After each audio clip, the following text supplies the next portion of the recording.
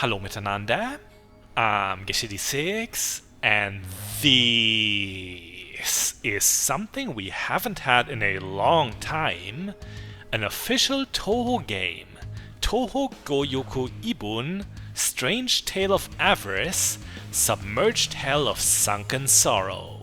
Colloquially, Touhou 17.5.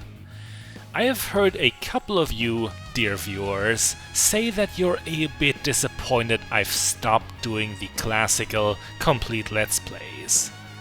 That swayed me into at least making a compromise. Touhou 17.5 features 6 campaigns, so we're going to tackle one in full, the one I like best. But let's talk about the game itself now.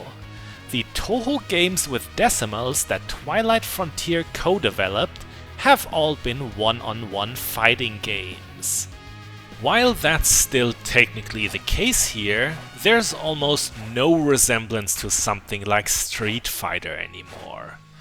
Touhou 17.5 is more of an action platformer with a focus on brawling, closer to, for example, Smash Brothers.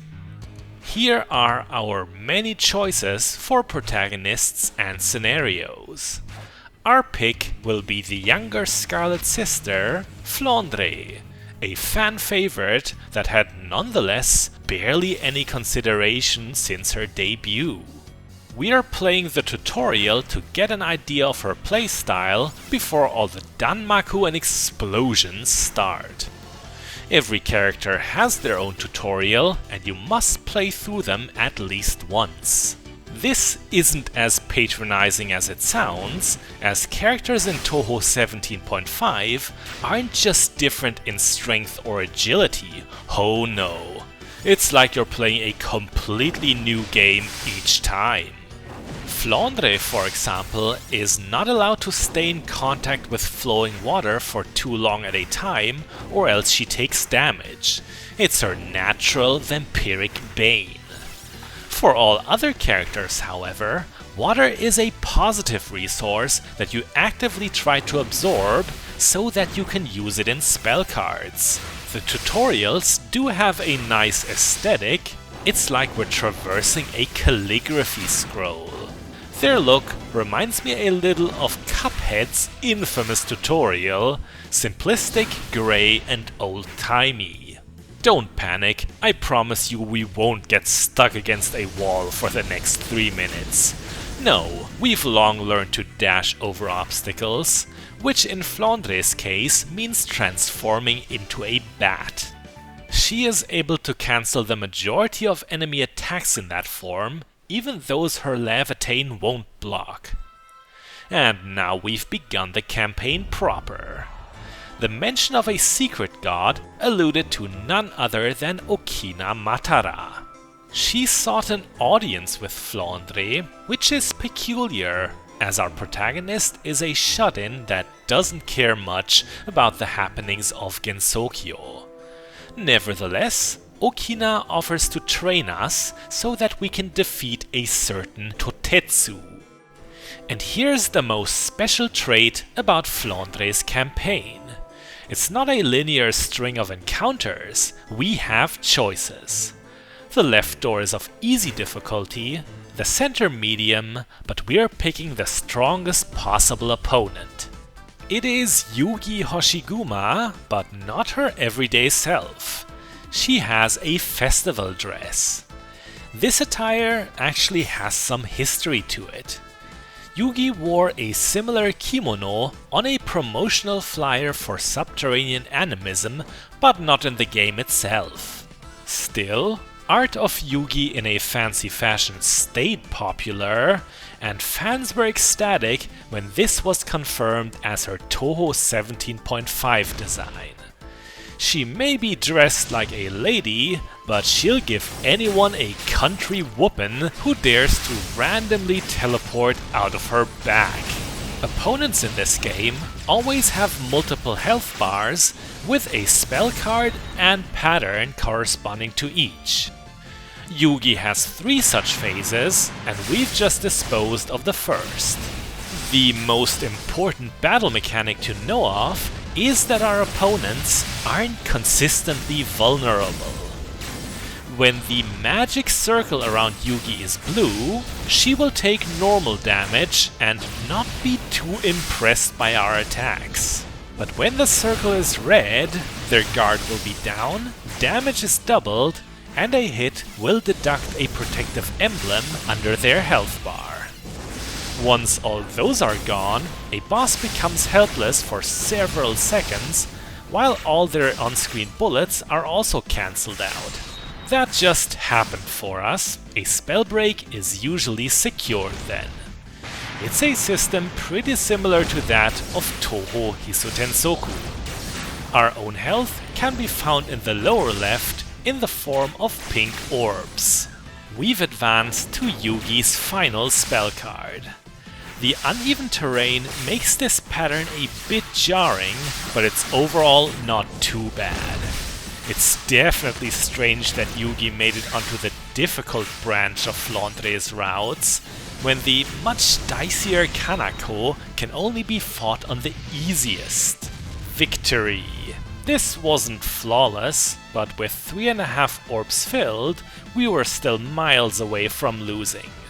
Poor Yugi, she is left clueless and disheveled. She is unfortunately one of the girls that did not end up being playable, along with the adorable Kogasa, the neglected Yamame, and a certain birdie we are yet to encounter. The one next in line to fight for us, however, is. We are staying on the riskiest path, possibly for a reward, to land in an environment that is not suitable at all for Flandre. The underground fusion reactor has been so thoroughly flooded, Buddhist Captain Minamitsu Murasa has made it her sailing route. Falling into the water here isn't nearly as punishing as you'd expect. You'll just be trampolined back up while absorbing a 10% water charge. Irritating for Flandre, everyone else is actually encouraged to take a dip. Losing that amount of water over time happens quickly, so we shouldn't be too scared of this aggressive sea wraith. Byakuren's preachings fell on deaf ears. Murasa is as eager to brawl as Flandre. The first phase produces a myriad of water bullets, yet more imposing is Murasa's anchor. Not even turning into a bat protects against such a massive hunk of metal. It must be widely avoided. The tutorial taught us that cancelling out too many bullets risks overdosing Flandre on water. In actual gameplay though, this is not much of a problem. The amount of water the tutorial produced was misleadingly inflated. I guess Flandre doesn't have severe weaknesses in practice. She is excellent to play as, you know. Strong, mobile, fairly precise too. The only negative I can think of is that she has issues hitting foes when her own sprite overlaps them, but that's about all I can criticize. Chances to hit Murasa during this phase are pretty scarce. The spell card's name is Sinking Ocean Region of the Greedy Dead, and getting too reckless here will likely let you join those dead. I'm a patient man, yet when it really counts, at the chance to spell break, I whiff majestically. We're going to be here for a while. The spell card itself luckily only has 2 protective emblems. Once broken, a boss will usually only regenerate up to 1 emblem, so the first break will always be the hardest. Can we finally land a hit that matters? Yes! The move where Flandre clenches her fist to pop red crystals onto an enemy counts as our own spell card. It costs stamina to use, which you can keep track of in the lower center. The only other move that costs stamina for Flandre is turning into a bat. Interestingly, that's a defensive power. Spend too much stamina on popping enemies, and you might not be able to get out of the way when you really need to. Now we're at the final spell with barely a scratch on us. Murasa doesn't move much during this one, but whips out her heaviest artillery to make up for that. It's very tricky getting out of the way of her multi-directional anchors. Our performance looked sloppy and ugly, but we had the resources to bash our way through this phase. Another victory for Flandre's training montage. She's the best around, nothing's ever going to keep her down. You do have to beat everyone else's campaign before hers is unlocked. A lot of players criticize that. Flandre's playstyle is popular with everyone. The same can't be said for the rest, especially Murasa's. More on why another time. The silhouette of our third opponent suggests some winged creature. Anyone who's made it this far will be acquainted with two flyers. They usually appear in stage 5 of a campaign, and it's either Oku or Kutaka, who I'm very happy to be seeing in this game. Sadly, she is not playable. It's kind of understandable, as such an airborne character would be difficult to translate into a balanced playstyle. Flandre teleports in and immediately makes a total clown of herself. In gameplay, the water here actually has no effect. It's really just ground in a different color. I guess we needed a reason to cut short any meaningful conversation here. Flandre assaults the chicken god without hesitation. If you asked me what the second hardest encounter was right behind the final boss, that's Kutaka, no contest.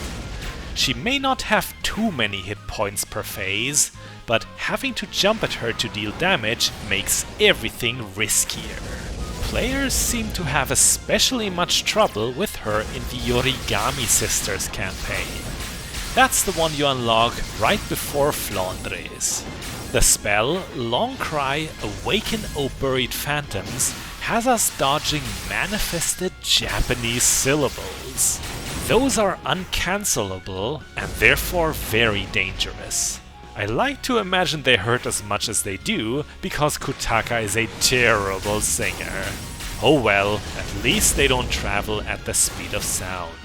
From her third spell card onward, Kutaka blows a whistle to direct harmful spirits around the arena.